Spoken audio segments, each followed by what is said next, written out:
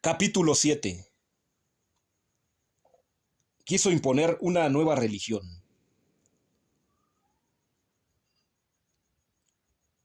Se anticipó en el capítulo anterior que, a la muerte de Amenofis III, su hijo se convirtió en el nuevo soberano con el nombre de Amenofis IV, y que, siendo un adolescente falto de experiencia en los asuntos de Estado, era lógico suponer que debió recurrir al consejo de quienes se supone sabían más que él del arte de gobernar.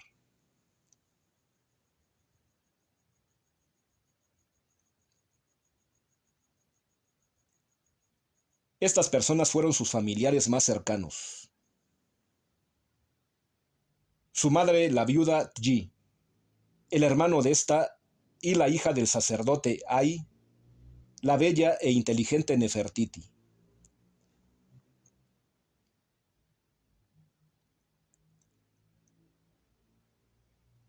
¿Quién sabe si fue idea del nuevo faraón iniciar sin perder tiempo la reforma religiosa que encajaba dentro de su temperamento místico?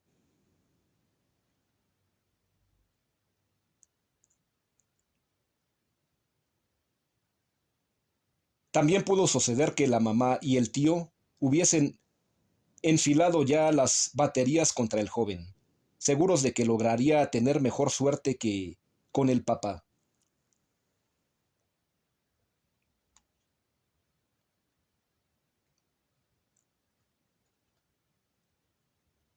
Tal vez lograrían convencerlo de la necesidad de eliminar el culto a los dioses con cabeza de animal, como en el caso de carnero, ibis, chacal, hipopótamo, halcón y cocodrilo, entre otros, y sustituirlo por otro dios que conocían bien, el cual carecía de figura.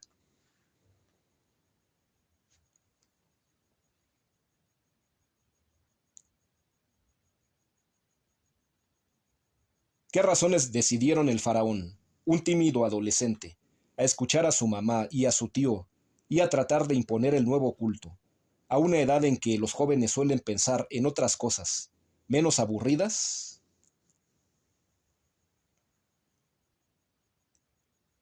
¿Qué finalidad perseguía Amenofis IV al derribar los dioses que habían permanecido inamovibles en el firmamento religioso de Egipto durante tantos siglos y que habían sido aceptados de muy buen grado por los sacerdotes de innumerables generaciones?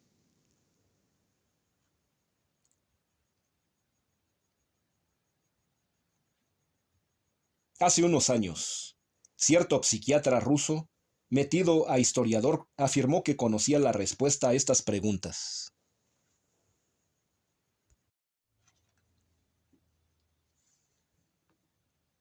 Donde se habla del más famoso de los complejos. Tal parece como si el príncipe no lo hubiese molestado demasiado, en vida de su ilustre progenitor, el hecho de que fuese este el padre de las niñas que consideraba suyas, y que en realidad eran sus hermanastras.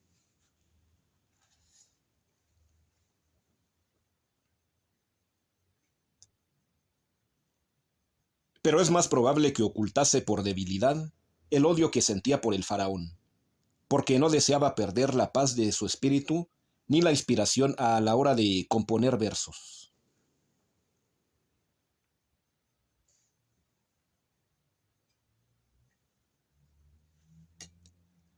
Hay que pensar entonces que, en el fondo, no gustó de ser un esposo engañado, como lo fueron el Abraham y el Isaac de la Biblia, y que tuvo que disimular sus verdaderos sentimientos.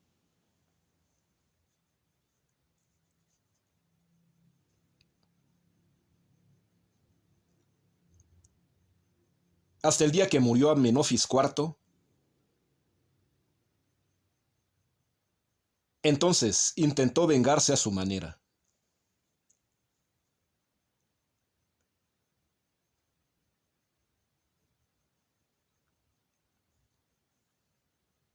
Immanuel Velikovsky, el ruso que en la década de los 50 estremeció a los científicos, historiadores de Norteamérica con su libro Mundos en colisión, en el que pretendía demostrar el importante papel desempeñado por el planeta Venus en los destinos de la humanidad, escribiría más tarde un interesante estudio sobre este faraón.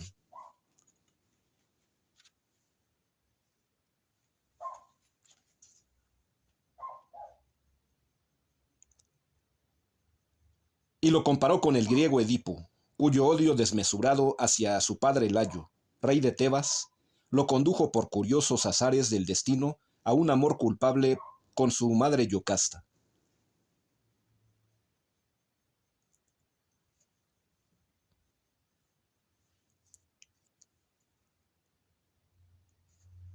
Al darse cuenta de su terrible acción, Edipo se arrancó los ojos y huyó acompañado por su hija Antígona.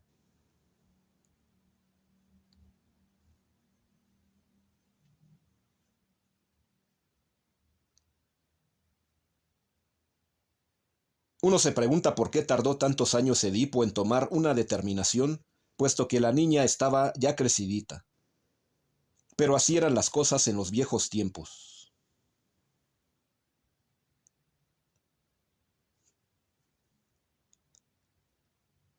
Cuando Sófocles, 495 a 406 a.C., escribió sus dos grandes dramas sobre la figura trágica de Edipo, no estaba haciendo nada original.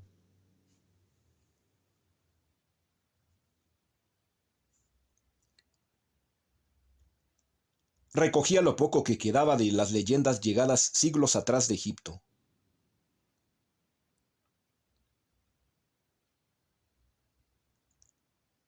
¿No es curiosa la semejanza entre los términos Egipto y Edipo en cualquier idioma? Que tenían que ver con un faraón enemigo de su padre y que adoraba exageradamente a su madre.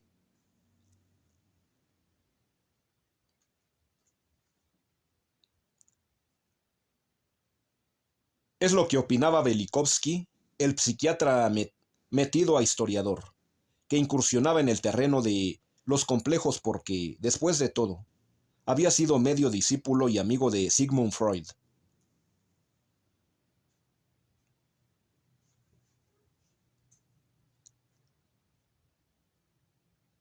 Al dedicar su atención al joven faraón, el ruso lanzó una curiosa teoría que, a simple vista, parece razonable.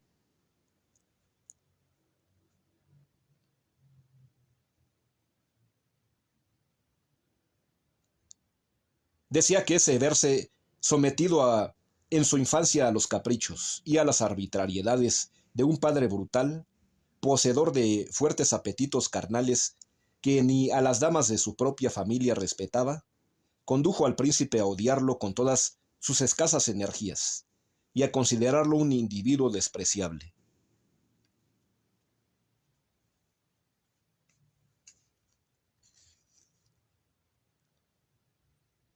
Al mismo tiempo comenzó a crear dentro de su ser ese sentimiento que los psicólogos llaman complejo de Edipo, que viene a ser algo así como un amor enfermizo por la madre y que debería llamarse en realidad complejo de Amenófito.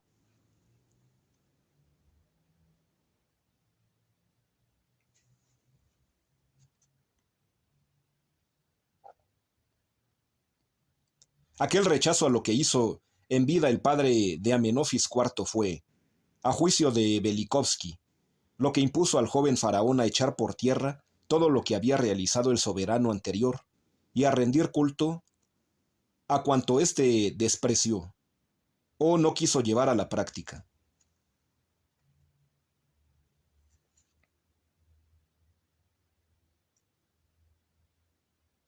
Y fue por esta razón que el joven lleno de complejos adoptó las formas femeninas y quiso reformar la religión politeísta antes para volverla monoteísta.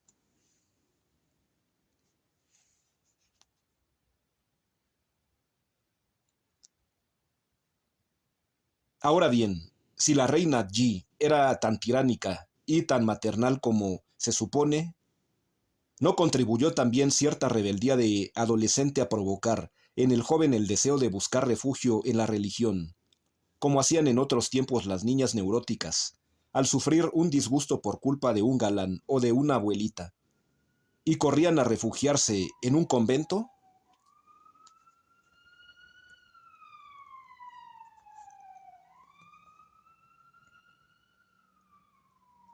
A pesar de todo lo que pudiera sugerir el ruso en su libro, solo en un punto resultaría aceptable sus teorías. En lo relativo a la figura de Edipo y a su complejo, que se originaron en Egipto como tantas leyendas supuestamente griegas.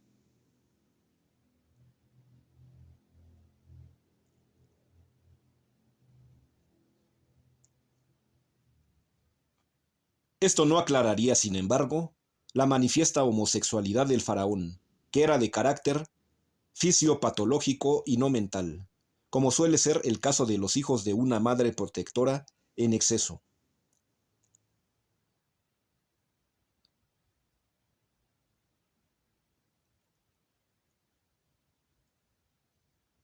El misterio que encierra la figura de Akenatón solo puede aclararse y aceptarse el dictamen emitido por los médicos que examinasen sus restos, si aparece un día su momia.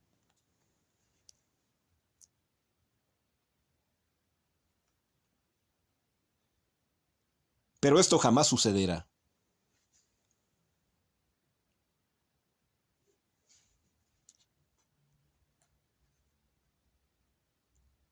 Cuando se confunden y enredan las leyendas.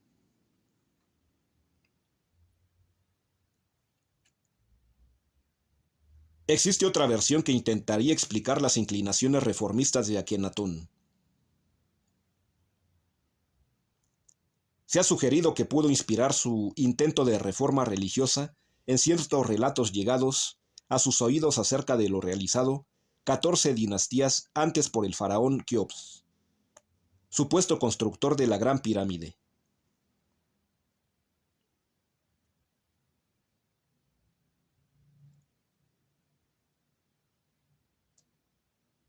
Pero estas hipótesis, basadas en las palabras escuchadas por Herodoto de labios de uno de sus sacerdotes, cuando visitó Egipto y llegó hasta las pirámides de Gizeh, no puede ser tomada demasiado en serio.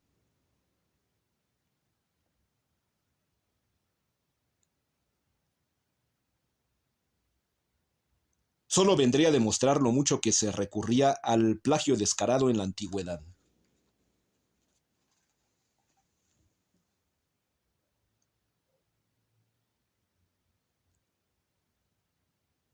Se enteró el viajero e historiador griego que el faraón Khufu, nombre que se le hizo fácil cambiar por el de Keops, y así se le ha seguido llamando por su culpa, llevó a cabo la primera reforma religiosa, social y económica conocida en la historia egipcia.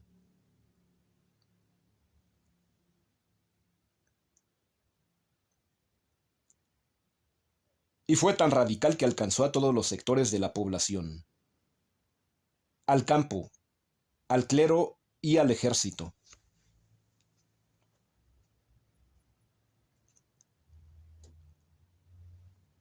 Consciente Keops de que los grandes terratenientes, los sacerdotes y los militares habían acumulado riquezas considerables en perjuicio de los campesinos y del pueblo en general, les arrebató gran parte de sus pertenencias para entregárselas a los desheredados de la fortuna.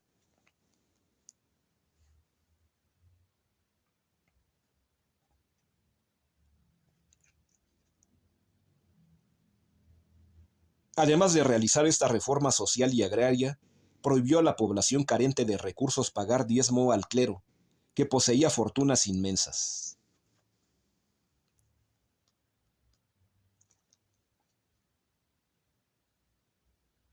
Y no contento con esto, exigió a los templos construir con fuertes sumas para costear las obras de interés público que exigía el país, como canales de riego y caminos.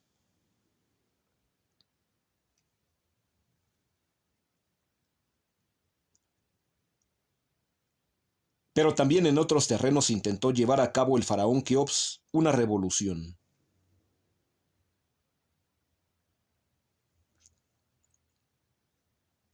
Se propuso sustituir el culto a los muchos dioses que pululaban en el firmamento religioso por el de un ser solar único, llamado Khnum.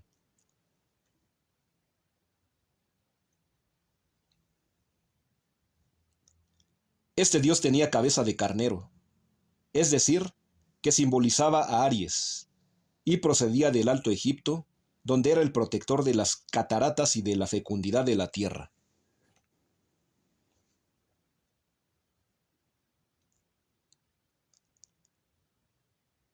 La reacción del clero egipcio fue inmediata.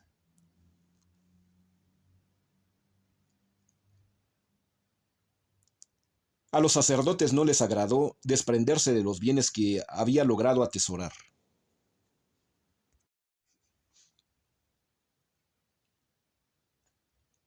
Además, consideraban un sacrilegio cualquier cambio de la religión a la que estaban acostumbrados.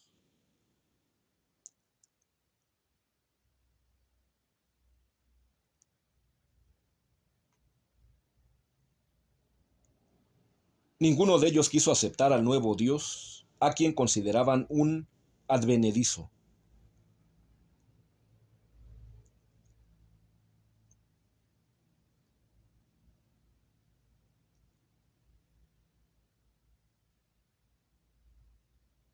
Y si en un principio no mostraron abiertamente su oposición, nada tardaron en manifestar en voz alta su enemistad hacia la nueva política del faraón.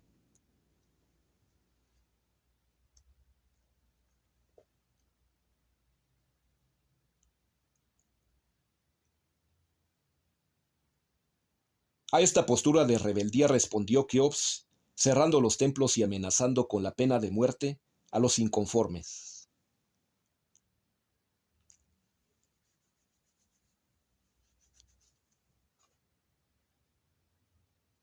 La mano dura del faraón se impuso finalmente.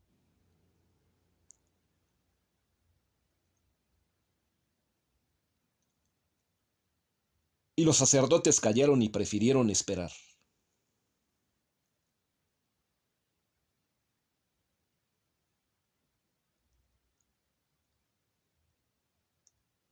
El soberano cambiaría algún día de parecer, y si esto no ocurría, el clero podría influir a su muerte en el sucesor, para que todo regresase a la normalidad.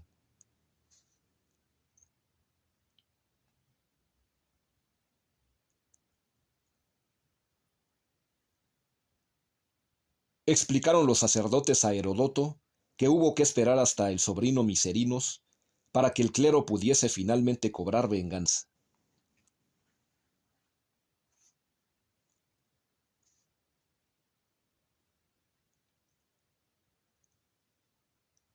Se aprovecharon de la debilidad del joven Miserinos, constructor de la menor de las tres grandes pirámides de Gizeh, para penetrar al interior de la gran pirámide y destruirlo todo.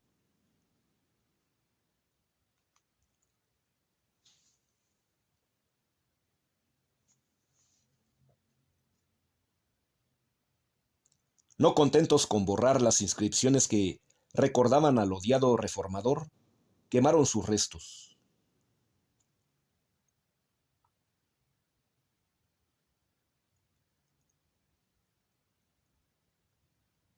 Despojaron de sus tierras a los campesinos y abolieron el culto al dios solar Khnum.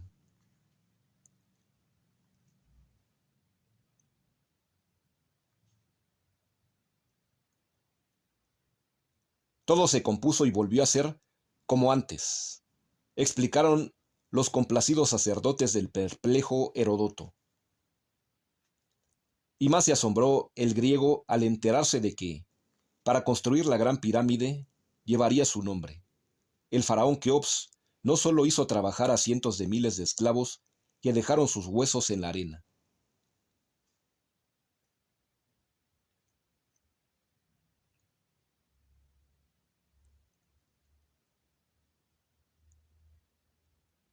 Para reunir los fondos necesarios, robó descaradamente al clero y a los nobles, y se atrevió a prostituir a su propia hija.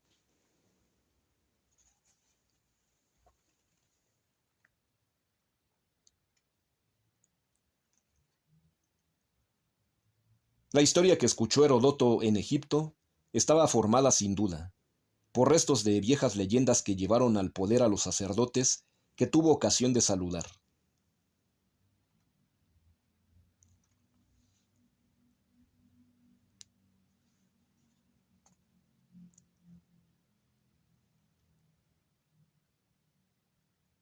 se generaron en tiempos de Keops, en cuyo caso habría de conceder a este faraón el honor de haber intentado implantar la primera religión monoteísta conocida, varios siglos, o tal vez milenios antes que Akenatón.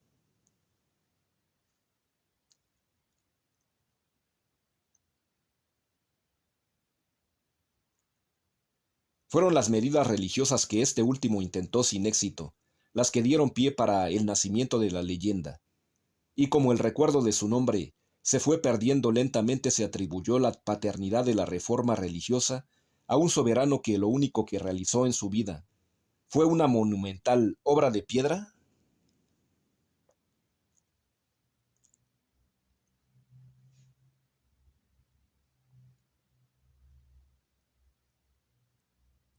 Si se analizan detenidamente las palabras que los sacerdotes egipcios dirigieron a Herodoto y se comparan con la labor realizada por Akenatón, se verá que coinciden de manera asombrosa, lo cual permite pensar que fueron las reformas implantadas por el faraón hereje las que se presentarían como obra de un soberano muy anterior,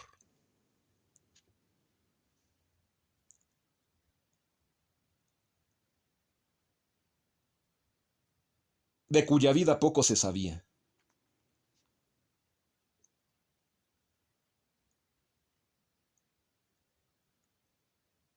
Y existe un detalle muy significativo. Al referirse los sacerdotes a Khnum, dirían que procedía del Alto Egipto, igual que los abuelos maternos de Akenatón.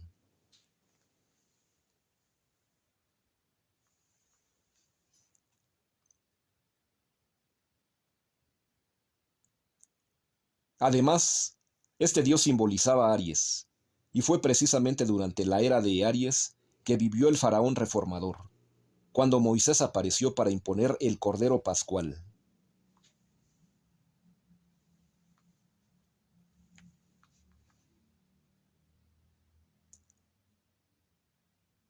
Por lo que fuera, es muy posible que dentro de Akenatón ardiera desde su infancia un fuerte misticismo que buscaba la manera de expresarse y lo impulsaba a apreciar más los asuntos del espíritu que los terrenales.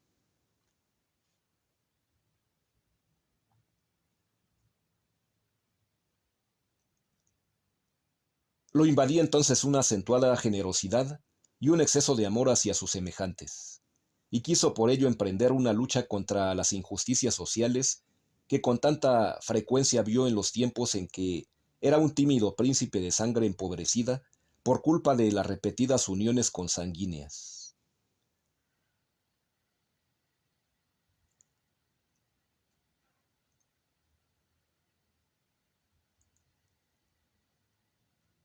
Abraza la religión de un solo Dios. Cuando Amoses, el faraón que sentó las bases de la dinastía 18, echó fuera de Egipto a los invasores hicsos que habían gobernado el país durante un par de siglos, contó con el apoyo de los sacerdotes de Amón.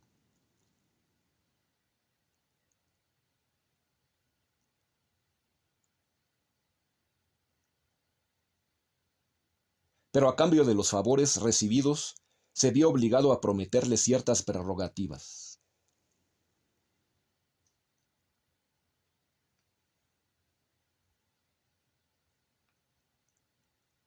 Y a partir de la victoria, los sacerdotes de Amón se sintieron más fuertes y participaron cada vez más en las decisiones de los faraones.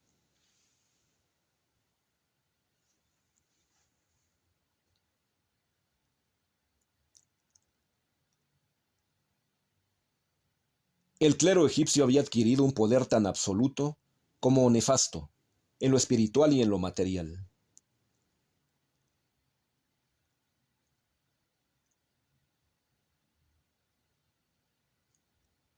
Los sacerdotes practicaban la brujería y las ciencias ocultas como algo muy natural, y lo mismo sacrificaban animales, y a veces recién nacidos, a los dioses que hacían uso de la magia negra para invocar a los espíritus tenebrosos.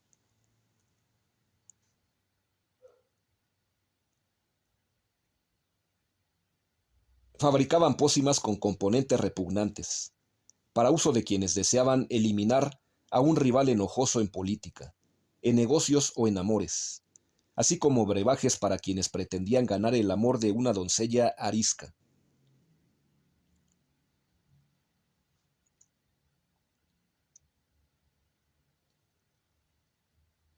Además de esto, lanzaban conjuras sobre los difuntos que iban a ser embalsamados y cargaban de magnetismo maléfico los objetos que compartían con el muerto en su última morada.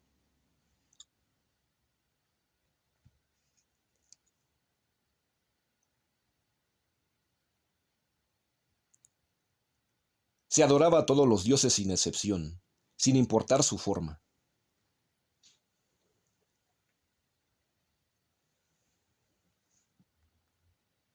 Cada uno de los dioses poseía una cualidad especial que lo hacía distinguirse de los demás, pero entre todos sobresalía Amón, que al asociarse con Ra, el antiguo dios del sol, se convertiría en Amón-Ra, máxima figura entre las divinidades.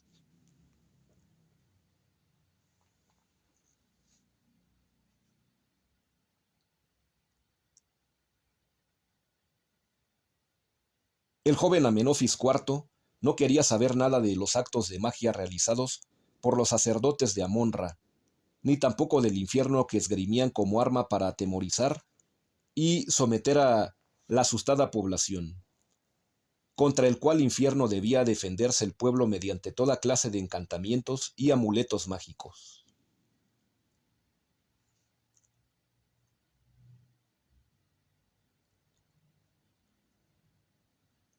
Eran recursos infalibles que proporcionaba el clero naturalmente.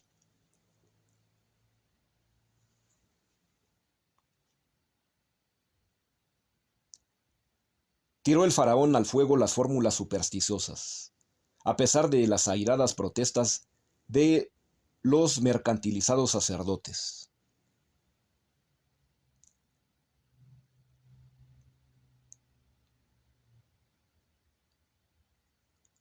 Y duendes, espectros, monstruos, espíritus malvados y hasta los propios dioses más o menos antropomorfizados de Osiris a Amon-Ra desaparecieron consumidos por las llamas, por órdenes del faraón.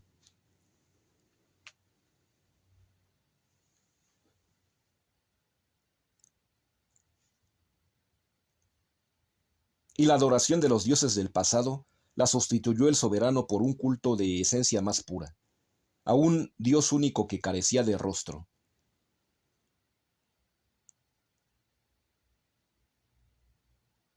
Se llamaba Atón.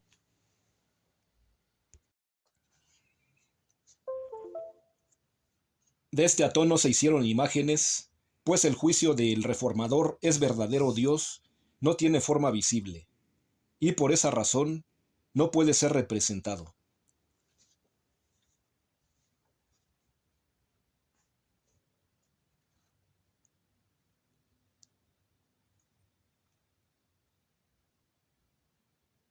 ¿Por qué escogió a Menofis IV, al disco solar, como emblema de ese Dios puro y abstracto que carecía de figura humana?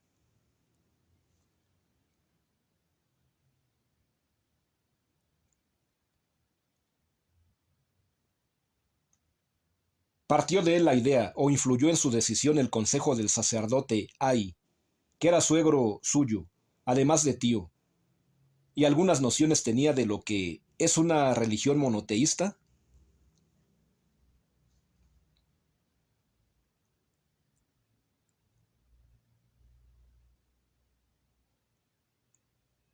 En opinión de los autores esoteristas, el culto rendido al sol era un intento de revivir el faraón, algo que había existido ya en tiempos remotos, cuando se adoraba al astro rey como símbolo que era del principio de la vida y de los cambios sufridos a lo largo de las eras por los seres humanos.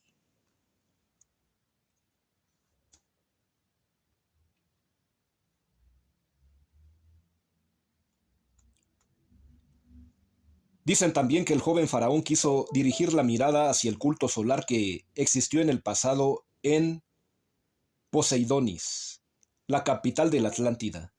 de donde habían llegado Osiris y los primeros soberanos egipcios, y que se inspiró en aquel culto, casi olvidado porque veía personificarse en el sol al primer ser humano que vivió en el mundo.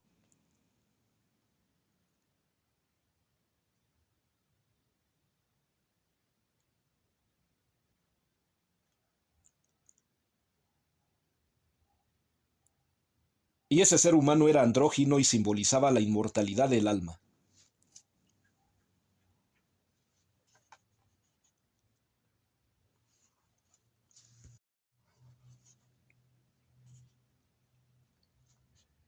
Eso explicaría el aspecto tan extravagante que quería mostrar el faraón, en busca de la inspiración en las doctrinas del pasado, cuando los humanos poseían dos sexos y tenían apariencia femenina.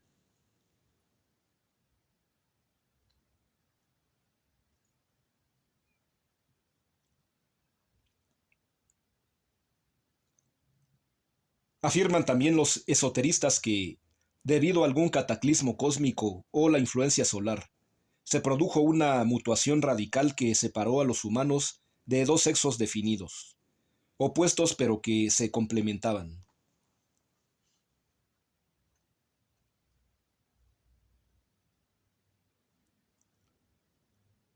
Con justa razón se viene rindiendo culto desde tiempos inmemoriales al sol, porque lo consideraban creador de la vida.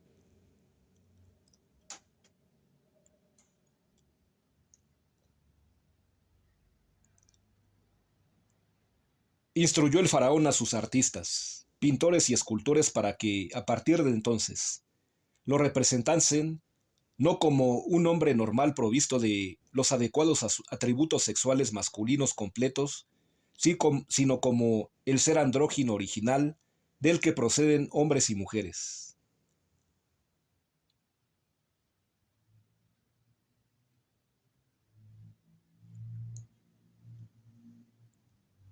Y ese ser andrógino original lo identificaba el joven faraón con Atón, principio de todas las cosas, del que se consideraba su reencarnación.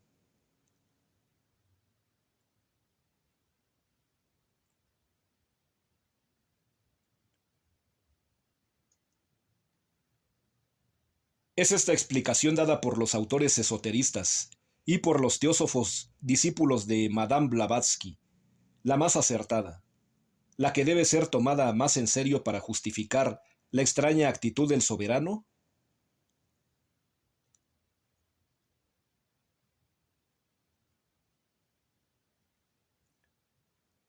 Es una más de las muchas teorías absurdas lanzadas por quienes creen conocerlo todo y explicarlo todo, a pesar de carecer de bases firmes en las que apoyar sus razonamientos.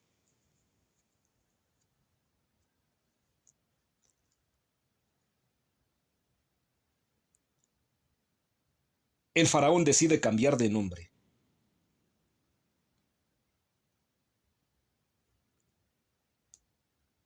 Amenofis IV sabía perfectamente bien que no era el verdadero soberano de Egipto, sino que era el clero quien mandaba, con el apoyo de los militares.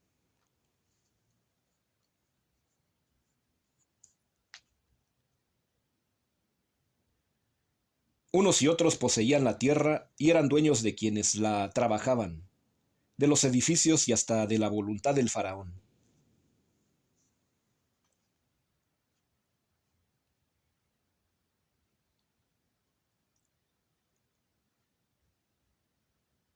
Pero sacerdotes y militares ignoraban que el nuevo monarca tenía planes muy especiales para el futuro.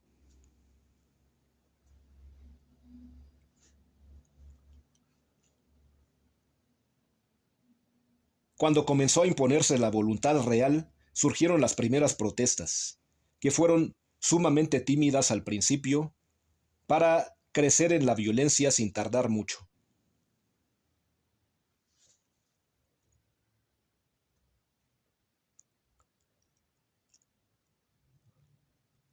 Se sentía Menofis IV con suficientes energías para oponerse al clero rebelde de Amon-Ra.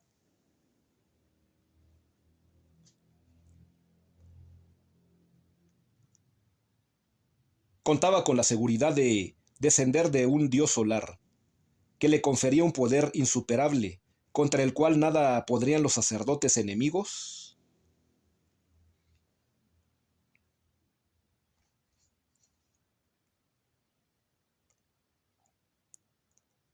Solo sabemos que antes de transcurrir el tercer año de su reinado, el joven reformador decidió cambiar su nombre Amenofis por el de Akenatón, es decir, la gloria de Atón, y dio órdenes muy estrictas para que desapareciese definitivamente el viejo culto de Amon-Ra y fuese sustituido por otro más sencillo, dedicado a Atón.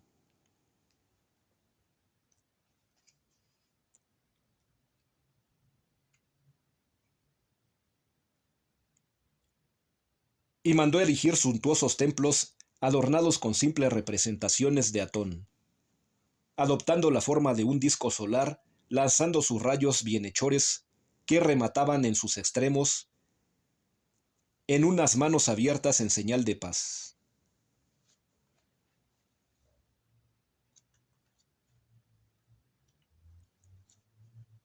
En algunos bajorrelieves puede verse a estos rayos cayendo sobre el faraón y su familia, casi desnudos, como bañistas tostándose al sol.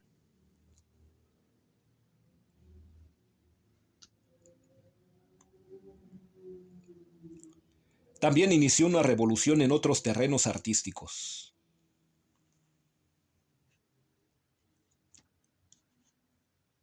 No aprobaba que nadie en su corte, ni siquiera él mismo, apareciese en actitudes guerreras o majestuosas, según había sido costumbre entre sus antepasados, incluyendo a su propio padre, Amenofis III.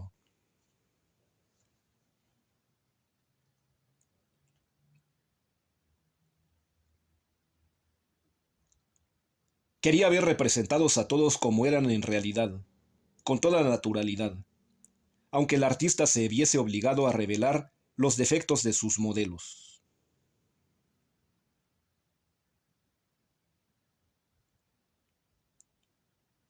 Así sucedió con el faraón, que aparecería con sus delicados rasgos femeninos, y con la reina Nefertiti, que mostraría un ojo velado por una mancha.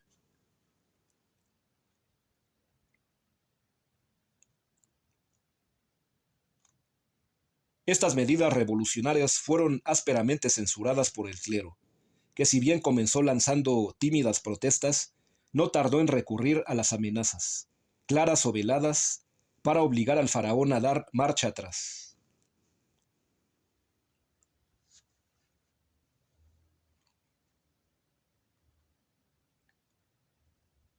La guerra entre los sacerdotes que seguían fieles a Amon-Ra y al faraón Akenatón tenían que estallar en cualquier momento.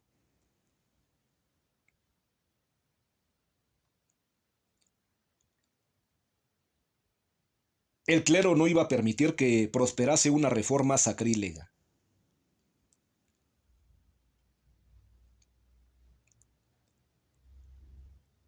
Tenía que suceder algo malo si no rectificaba el faraón hereje su abominable norma de conducta.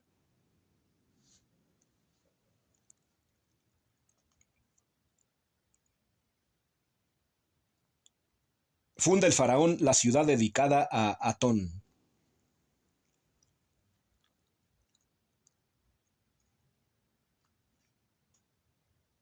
Haciendo caso omiso de las amenazas proferidas por los sacerdotes hostiles, no recuerda esto a lo que se dijo que sucedió con el faraón Khufu Keops.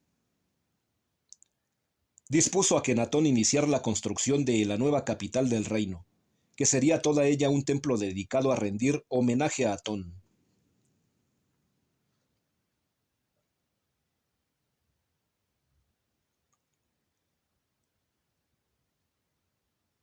Dio a su ciudad el nombre de Akhet Atón, el esplendor de Atón, y pidió a los jóvenes sacerdotes que compartían sus ideas acudir a aquel lugar.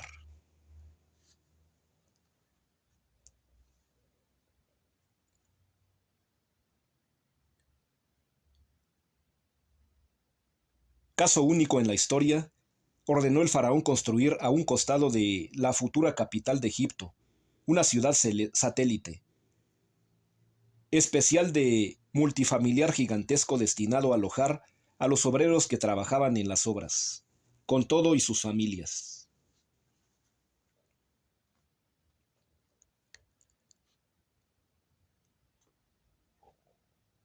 A partir de entonces, la misión de Akenatón perseguiría una doble finalidad. Por un lado deseaba convertirse en el sumo sacerdote del nuevo culto, y por otro sería el renovador de un arte considerado caduco.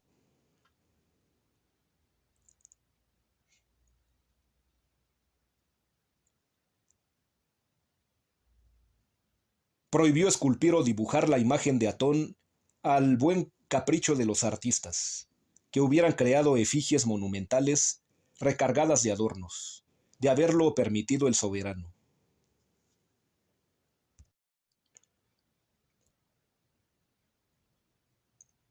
Solo podría representarse a ese dios con forma de disco solar.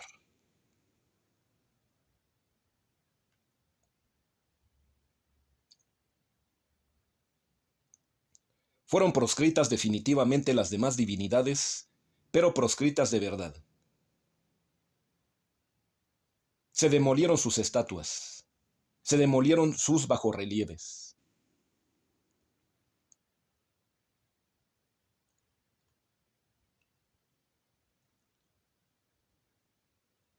Y Akenatón ordenó borrar la palabra Dios cuando apareciese escrita en plural o refiriéndose a aquellos entes supuestamente divinos que tenían cabeza de animal.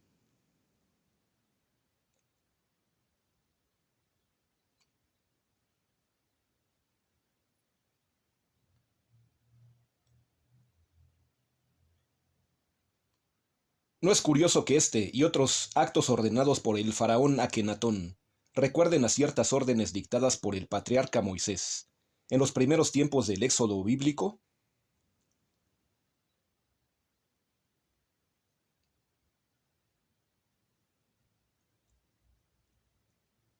Pero esto no es todo.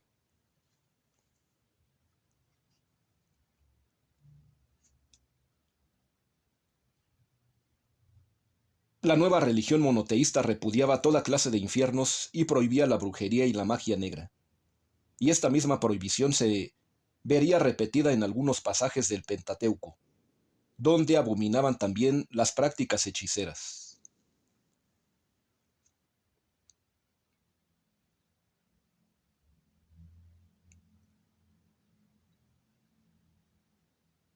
El versículo 18 del capítulo 22 del Éxodo, dedicado a las leyes humanitarias, especifica muy claramente que a la hechicera no dejarás que viva.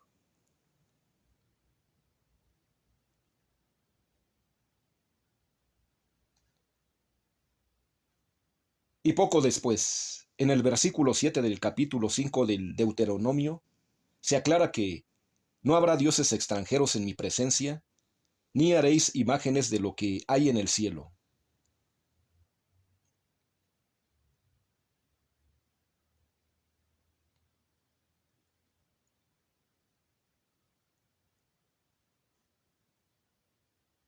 También resulta curioso observar que, al convertirse Akenatón por propia voluntad en la reencarnación del dios Atón, crearía al mismo tiempo una especie de Trinidad sagrada que se anticiparía en más de 1000 años al dogma cristiano de la Santísima Trinidad.